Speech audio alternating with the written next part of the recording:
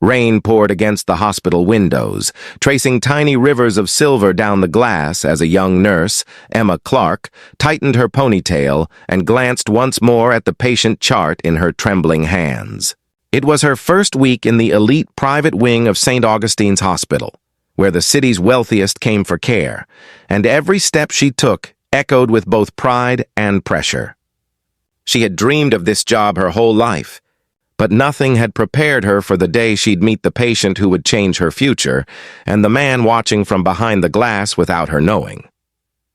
"Room 412, murmured the head nurse, pushing her forward. "That's Mrs. Sterling. She's deaf, so good luck communicating." Emma swallowed, her pulse quickening. Most nurses found Mrs. Sterling difficult to deal with, cold, demanding, and distant, but Emma had a secret no one knew. Her little brother Jacob had been born deaf. She grew up using sign language at home. While others saw communication barriers, Emma saw an opportunity for connection. She entered the quiet room, the soft hum of machines blending with the scent of antiseptic and lilies. On the bed sat an elegant elderly woman with snow-white hair, her posture regal despite the hospital gown. Mrs. Sterling looked up, her eyes sharp and assessing. Most nurses would have greeted her verbally, awkwardly repeating themselves, assuming she'd read lips. But Emma simply smiled, raised her hands, and began signing. "Good morning, Mrs. Sterling. My name is Emma. I'll be your nurse today." The old woman froze. Then slowly her expression softened, her stern eyes glistened. No one had spoken to her in her language since her late husband passed. She blinked rapidly and signed back hesitantly. You know sign?" Emma smiled, nodding.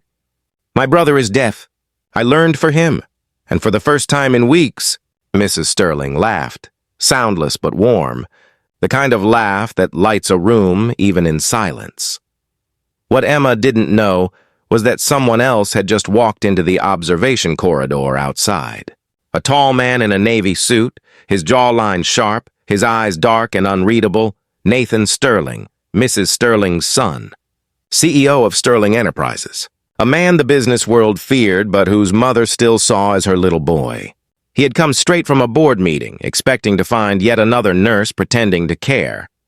But instead, he saw something he hadn't seen in years, his mother smiling. He didn't move, didn't speak, just watched through the glass as Emma gently adjusted his mother's blanket, asked her about her favorite flowers and sign, and even made her laugh again. Nathan felt something tighten in his chest. It wasn't attraction, at least not yet, it was recognition. The nurse wasn't just doing her job. She was seeing his mother. The next morning, Mrs. Sterling refused to be attended by anyone else. "Only Emma," she signed stubbornly when another nurse came in. From then on, Emma spent her days with her, reading to her, walking her through the garden and listening, truly listening, in ways no one else could. Slowly, through their conversations, Emma learned pieces of Mrs. Sterling's life, how she'd lost her hearing young, how she'd fought through loneliness, and how she'd raised her son to never pity her. What Emma didn't realize was that Nathan was watching nearly every day, fascinated not just by her kindness, but by how she carried herself. She didn't seem intimidated by status, money, or appearances. To her, every patient mattered equally. And to Mrs. Sterling, Emma was no longer just a nurse, she was a friend. Then one evening, as Emma was about to leave, Mrs. Sterling reached for her hand and signed, "You remind me of someone I once was before life made me hard." Emma's eyes softened. "You're still that person," she signed back. "Sometimes we just forget." Outside the door, Nathan clenched his jaw, unable to explain the ache in his chest. He had built his empire on logic, not emotion. But that simple exchange, those words in silence, hit deeper than any boardroom victory ever had. Days passed. Mrs. Sterling's condition improved, and Emma's care became the talk of the ward. Yet Emma never boasted, she only wanted her patient to feel seen. Then one afternoon, while checking medication records, Emma overheard two nurses gossiping. "Can you believe it? The CEO himself has been visiting her mother daily," one whispered. "I heard he's impossible to please. Whoever catches his attention is either lucky or doomed," the other replied. Emma smiled faintly, dismissing it. She never even thought the billionaire would know her name. That night, Nathan finally decided to meet her. He waited until Emma exited his mother's room, then stepped forward. "Miss Clark?" She turned, startled to see the famous face she'd only glimpsed in magazines. "Oh, Mr. Sterling, I didn't realize you were watching," he said, his voice deep but gentle. "I was." "You've done something remarkable for my mother." Emma blushed slightly. "She's remarkable on her own. I just spoke to her the way she deserves." For a moment, they simply looked at each other.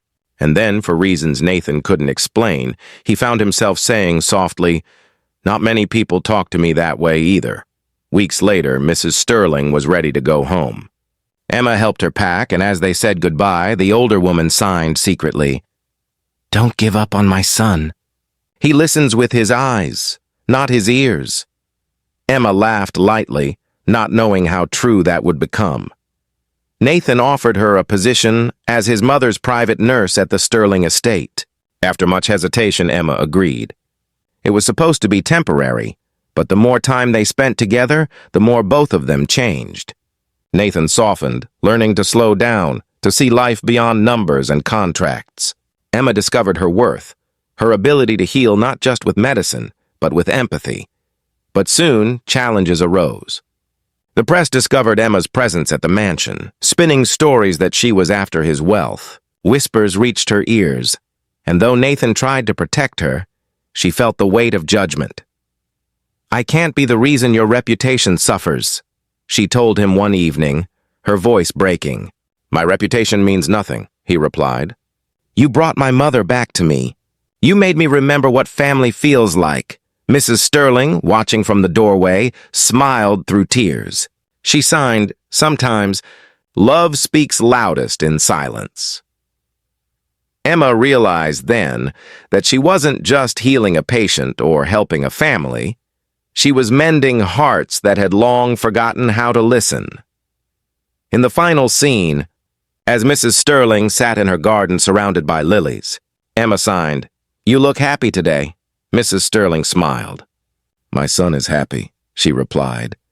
Behind her, Nathan stood quietly watching Emma, no longer as a nurse, but as the woman who taught him how to listen to life again. And as the sunlight filtered through the leaves, Emma smiled back at him, her eyes glistening. "Sometimes," she whispered, "the most beautiful conversations happen without a single word." The camera lingers on them, three souls connected by kindness. Silence and love before fading to black. A story of empathy, understanding, and how the quietest gestures can change even the loudest hearts.